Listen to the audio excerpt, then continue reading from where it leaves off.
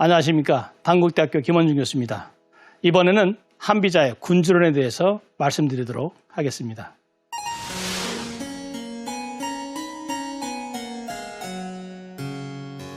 시청자 여러분, 재미있는 이야기 하나 해볼까요? 어떤 나그네가요, 길을 가고 있습니다. 그런데 이 세 마리가 다투고 있는 거예요. 그래서 나그네가 물어보죠. 너희들 왜 다퉈? 얘기했더니, 우리는요, 여기 돼지 한 마리가 있지 않습니까? 이 돼지가 돼지의 살찐 부분을 차지하려고 다투고 있습니다. 라고 얘기한 거예요. 그때는 나그네가 뭐라고 얘기했냐면, 너희들 다툴 필요 없어. 이 돼지가 섣달 고산날이 되면 지풀에 그을려서 결국은 죽게 될 텐데 너희들도 그때 가면 같이 타 죽을 거야 라고 얘기했죠. 그랬더니 이 세 마리가 어떡하겠어요? 당황하죠. 그럼 어떻게 하면 됩니까? 라고 얘기했더니 이 나그네 하는 말이 방법은 하나 있어. 뭐냐면 예로부터 섣달 고산날에 이 제사 지낼 때 이 희생으로 잡는 이 돼지가 삐쩍 마르게 되면 그거를 희생물로 안 잡거든.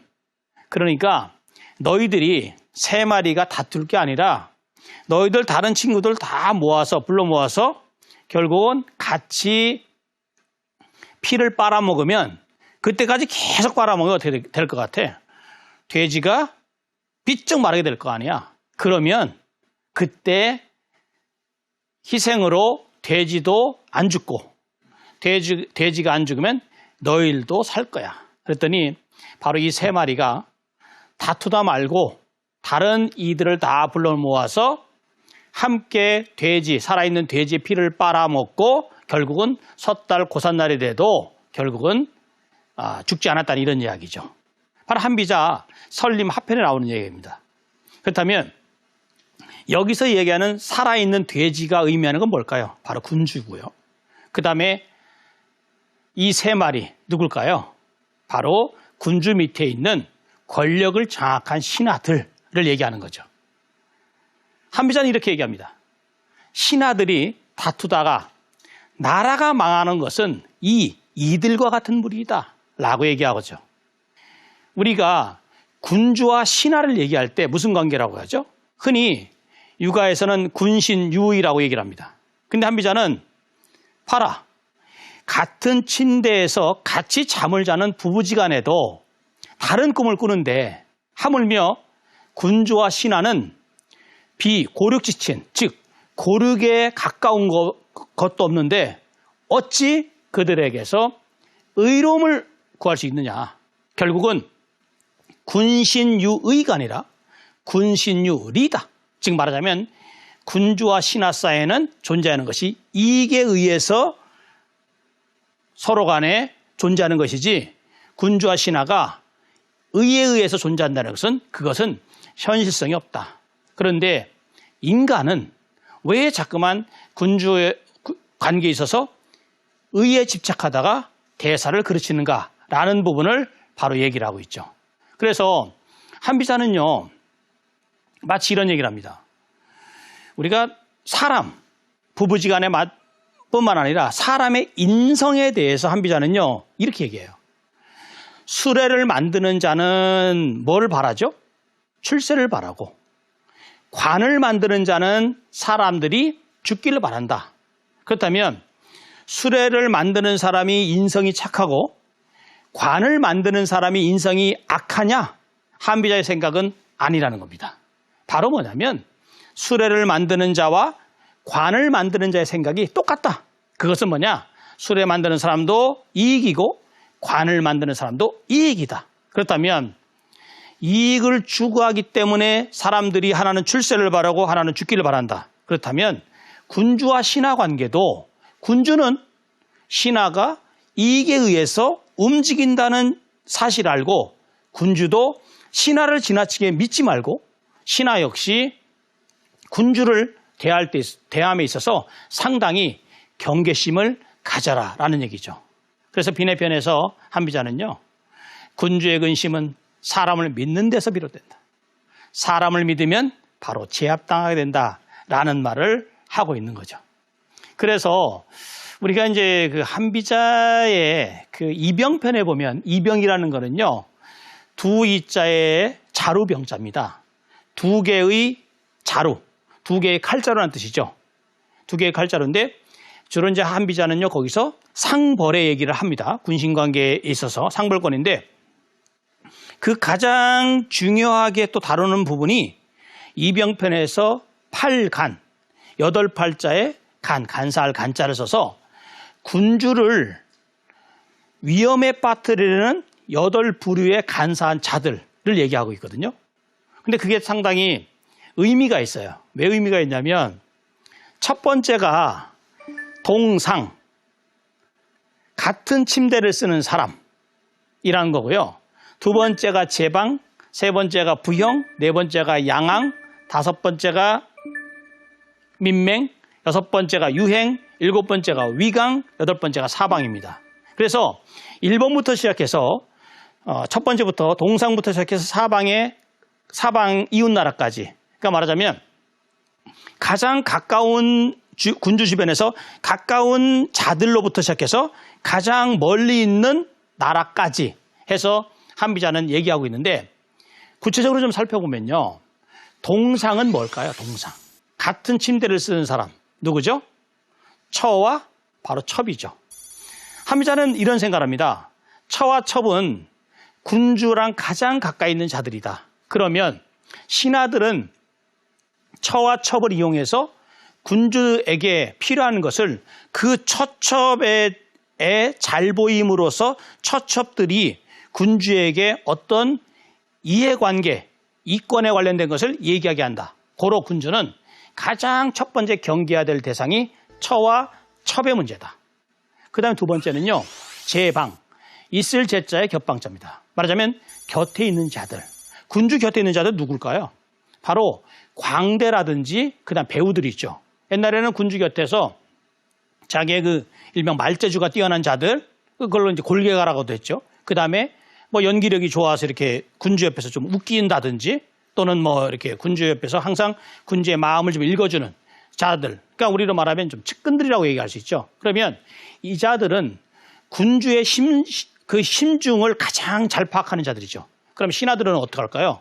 이 제방에 있는 자들을 통해서 그들에게 뇌물을 갖다 준다든지 이런 식으로 해서 그들을 통해서 다시 군주에게 그 어떤 군주의 이권을 개입하는 이렇게 만드는 이런 것이 바로 제방이고요. 세 번째는 부형입니다. 부형. 부형은 뭐냐면 군주의 형제 친족들, 그러니까 말하자면 친인척들이죠. 이것도 똑같은 얘기입니다. 마치 군주랑 가깝잖아요. 그러니까 신하들이 그 부형들을 통해서 결국은 이권을 개입한다. 그렇다면 동상과 제방과 부형은 군주랑 가장 가까운 자들입니다. 그리고 나서 네 번째가 뭐냐면 양왕입니다. 양왕. 양왕은 재앙을 기른다는 뜻인데 군주가요, 궁실, 그러니까 별궁을 짓길 좋아한다든지 이렇게 하면은 신하들이 가만 안 있죠. 예를 들어서 군주가 내가 이번에 별궁이 좀 필요해. 여기는 좀 좁아. 어디 한번 별궁 좀 알아봐. 그럼 신하들이 대부분 신하들은 어떻게 할까요? 지금 재정도 열악하고 지금 부역에 자꾸만 동원되면 안 됩니다. 라고 얘기하는데 간사한 신하들은, 간사한 자들은 그렇게 안 하죠. 예, 맞습니다. 별궁 필요하죠. 그러면서 부역에 동원하고 부역에 동원하면 백성들의 민심이 어지러워지고 그럴 때 이제 신하들은 부역에 동원돼서 거기서 세금 같은 거를 빼내고 이러는 거죠.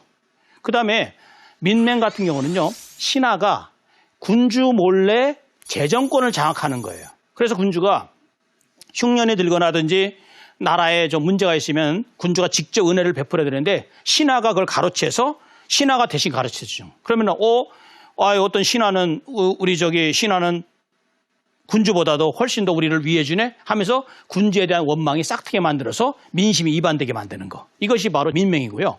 그 다음에 유행은 뭐냐면 군주 옆에서 유세하러 온 사람들이 있죠.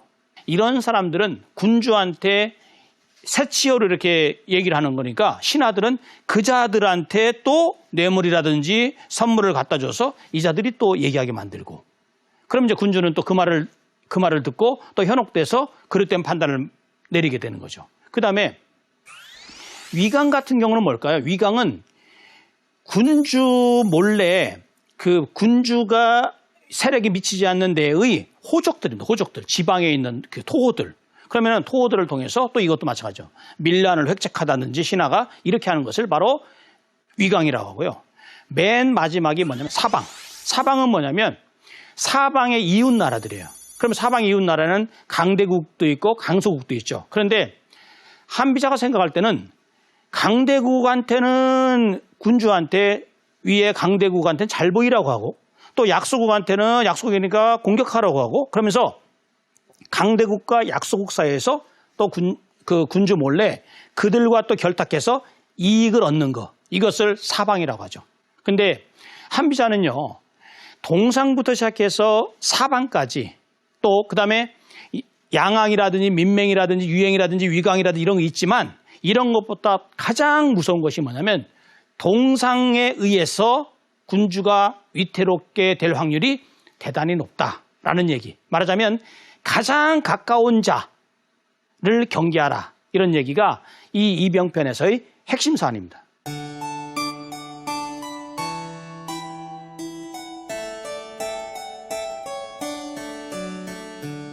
우리가 이제 조정에서 보면 군주가 있고 신하가 있지 않습니까? 그래서 한비자는요, 이 신하들의 존재를 특히 우리는 이제 흔히 얘기할 때 권력 있는 신하, 그걸 갖다 이제 한비자는 권신이라고 얘기를 했거든요. 권신. 그 다음에 당도지인, 당도, 길을 딱 막고 있는, 그 길을 딱 점하고 있는 그 선비, 지사, 당도지인, 그런 사람, 이런 사람을 왕이 통치를 함에 있어서 권력을 행사할 때 상당한 걸림돌을 받거든요. 왜 그러냐면요. 이러한 사례는 군주와 신하들만의 문제가 아니라 예컨대 군주 밑에 있는 신하들이 즉 군주 밑에 있는 신하들 중에서 권력이 센 사람들이 있잖아요. 그러면 그 권력이 센 사람들이 바로 주변에 있는 친구들이라든지 권력 있는 신하들의 또 친구, 그 다음에 거기도 또 첩이 있고, 그 다음에 뭐 적자가 있으면 또 서자도 있을 거니까 이런 자들과의 관계에서 또 문제가 생긴다라는 것을 한비자는 분명하게 얘기하고 있죠. 그래서 예를 들어서 이러한 사례가 하나 있습니다. 그 정곽군 아시죠? 정곽군. 정곽군이 누구냐면요. 제나라 때 그 재상으로도 있었죠. 그 다음에 맹상군. 그 맹상군의 아버지가 바로 정곽군이고 왕족 출신이고 그 다음에 흔히 설공이라고 설당에 봉해져서 설공이라고 알려져 있죠. 그 다음에 이 정곽군이 갖고 있는 권력은요. 그 당시 제나라에서 왕족 출신의 돈도 많았죠. 그래서 이 정곽군도 수많은 밑에 그 식객을 거느리지 않습니까? 근데 어느 날 정곽군이요. 길을 갑니다. 밭도둑을 오래간만에 이제 자기가 재상에서 이제 시찰을 가는데 마침 밭도둑을 지나가다가 친구를 만난 거예요. 그랬더니 아주 어렸을 때부터 친하게 지낸 친구예요. 그래서 친구랑 막 가던 길을 멈추고 얘기를 하다가 그에게 손수건을 이렇게 건네준 거예요. 그랬더니 그 손수건을 건네받은 친구가 이제 정곽군은 헤어졌죠, 당연히. 정곽군은 손수건을 준 사실조차도 잊어버리고 있었어요. 근데 시간이 좀 흘렀습니다. 시간이 꽤 흘렀는데 어느 날 사람들의 말이 들려오는 거예요. 그래서 이게 무슨 얘기인가 했더니 그 친구가 집에 가서 주변에 있는 사람들한테 다 얘기를 했어요. 내가 있잖아. 정곽군이라는 그 지금 재상 정곽군 알지? 그 정곽군하고 오래전부터 나랑 친구였어. 그리고 지난번에 밭도둑을 가는데 이 손수건을 나한테 주네? 그랬더니 옆에 있는 사람들이 어떻게 했을까요? 정곽군한테 가겠어요? 당연히 정곽군하고 친한 이 친구한테 뇌물 가져오고 선물 가져와서 제발 우리들도 좀 만나게 해달라 이렇게 얘기했고 결국은 이 친구는 그냥 정곽군 그때마다 정곽군한테 알았어 내가 얘기해 줄 테니까 걱정 말게 하면서 결국은 큰 부자가 됐다는 얘기를 정곽군이 직접 들은 거예요. 바로 이건 뭘 의미할까요? 한비자는요 이렇게 얘기하고 있죠. 수건을 주는 것은 아주 하찮은 일이다. 그런데도 하찮은데도 이렇게 친구는 수건 한 장 가지고 부자가 되었지 않느냐. 그렇다면 군주가 있고 그 밑에 신하가 있는데 신하가 만약에 내가 우리 왕과 친해. 내가 우리 왕과 얼마나 친한 줄 알아? 우리 왕께서 지난번에 나에게 이런 복음을 하셨어. 지난번에 나에게 우리 집에 직접 오셔가지고 나에게 상을 차려주셨어. 라든지 이런 식으로 해서 얘기하면서 군주의 세력을 빌리게 된다면 그것은 굉장히 위험한 일이고 심지어 군주의 생존을 위협할 수 있는 그런 가능성이 있다. 바로 군주는 어떠한 경우라도 사적 관계를 맺지 못하게 하라. 왜? 모든 갈등의 씨앗은 내 곁에 있는 신하들, 그 다음에 최측근들, 그 다음에 그 옆에 있는 나라를 우리가 제후국들을 경계하지만 그 제후국의 경계는 먼저 내 주변 관리부터 하고 그리고 나서 맨 나중에 경계할 대상이지 제후국들을 경계하면서 같이 이 신하들 최측근들을 함께 이렇게 하는 것은 굉장히 위험하다. 그러니까 말하자면 제후국들을 경계하는 것보다 훨씬 더 해야 될 것이 자기 옆에 있는 왕비라든지 후궁이라든지 왕실에 있는 형제들 그들의 일거수일투족을 좀 관리하고 그리고 나서 그래야 되기 때문에 심지어 신하들이 함부로 왕의 수레를 타고 가게 하거나 예컨대 그 옛날에 뭐 미자 같은 신하 같은 경우는요 왕의 총애를 받아서 왕의 그 수레를 끌고선 직접 그 국문을 지나간 전도 있거든요. 그런 것들을 절대 못하게 하고 그리고 나서 한비자는요 이런 얘기를 하죠. 바로 신하가 사적으로 조회를 하지 못하게 만들었어요. 이게 무슨 얘기냐면요. 군주가 보통 신하들하고 조회를 하잖아요.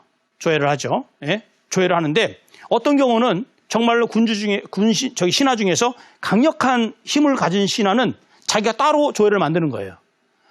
군주가 예를 들어서 월요일 날 조회를 했다라면 자기는 한 수요일 날 정도에 내가 따로 조회를 할 테니까 모이시오. 그러면 어떻게 될까요? 신하들이 거의 모인다는 거죠. 그러면 군주는 절대 그런 신하들을 그런 신하가 있어서 그러한 조회를 만들 가능성을 절대 못하게 만들어라 라는 거고요. 그 다음에 또 하나는요. 신하만 그런 게 아니에요. 그 당시에는 춘추전국 시대에는 전쟁도 많았잖아요. 그러다 보니까 장수들 같은 경우도 사적으로 교본을 맺어요. 그러니까 변방에 나가서 예를 들어서 뭐 힘이 있으니까 즉 군대를 갖고 있으니까 뭐 장군들끼리 서로 사적인 그런 교본을 맺어서 그러면 어떻게 된다?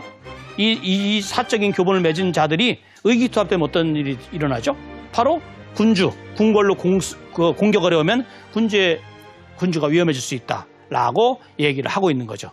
그렇기 때문에 한비자는요 이런 부분을 사적 관계의 문제 이것을 바로 애신편 즉 사랑의 자 신하신자 사랑의 자 신하신자니까 어떤 분들은 이런 생각도 해요. 그럼 신하를 사랑하는 거 아니에요? 라고 하는 건데 여기서 개념은 애신은 총애하는 신하 즉 한비자의 속뜻은 뭐냐면 총애하는 신하를 만들지 말라. 즉 신하에게 군주가 함부로 사적인 정을 주지 말아라. 이렇게 얘기를 하는 거죠. 왜 그럴까요? 우리는 이런 생각을 많이 합니다. 군주는요. 절대 지존이라는 것은 한비자나 또 유가나 병가나 비슷합니다. 그런데 한비자가 생각할 때는 이런 군주에 대해서 어떻게 생각하냐면 군주는 이루라고 하는 사람이 있죠. 이루처럼 멀리 볼 수 있는 눈을 갖고 있는 것도 아니고 사광처럼 귀가 밝은 것도 아니다. 그래서 즉 눈이 밝으면은 명찰하다고 하죠. 어떤 것들을 정확히 꿰뚫어 볼 수 있고 귀가 밝으면 해안이 그런 총명함이 있어서 무엇을 들을 때 가려서 듣잖아요. 그런데 그러한 이루도 아니고 사광도 아니기 때문에 결국은 어떻게 된다? 신하들에 의해서 휘둘러지게 된다는 거예요. 왜? 그러면 휘둘리게 되는 것이 그 군주의 어찌 보면 본능이고 본성이에요. 왜? 군주는요. 신하가 동치라는 건 뭐냐면요. 군주가 예를 들어서 어떤 사건이 터졌어요. 어떤 사안이 생겼어요. 근데 군주가 평가를 하기 전에 신하들이 막 얘기를 해요. 대왕, 이거 참 이 사안에 대해서 이렇게 해야 됩니다. 또는 군주가 상황이 발생하면 신하들이 먼저 평가를 쭉쭉 해요. 그러면 어떻게 돼요? 군주는 자기가 판단할 틈도 없이 신하들이 하는 말에 의해서 좌지우지되죠. 마찬가지고 이것을 동취, 신하가 칭찬하면 군주도 그것을 옳다고 생각하고 그 다음에 또한 동사, 신하가 비방을 해요. 신하들이 이제 와서 얘기합니다. 군주한테. 대왕, 이번에 어떤 신하가 있는데 대왕을 비방하고 다닙니다. 라고 얘기를 해요. 예를 들어서. 그러면 군주가 그래요? 그러면은 내가 한번 따져봐야지 하는 게 아니라 대부분의 군주들은 어떻게 돼요? 그 신하의 말을 듣고 그대로 인정해버린다는 거죠. 그래서 우리가 군주는 위에서 속임을 당하고, 즉 위에서 속임을 당한 것은 신하들이 군주를 속이려고 하면 속임을 안 당할 수가 없다는 얘기고요. 그 다음에 신하는 군주의 권세를 이용해서 아래에서 권력을 마음껏 휘두르려고 한다. 그래서 이것을 한비자는요, 간겁 시신편에서 뭐라고 얘기할까요? 바로 제멋대로 조정하는 신하, 즉 군주를 자기 뜻대로 조정할 수 있는 그런 신하라고 얘기를 합니다. 그렇다면 어떻게 될까요? 군주는 이런 신하를 있게 해야 될까요? 없게 해야 될까요? 당연히 한비자는 그런 신하를 곁에 두면 군주는 위험에 빠진다라고 얘기를 하죠.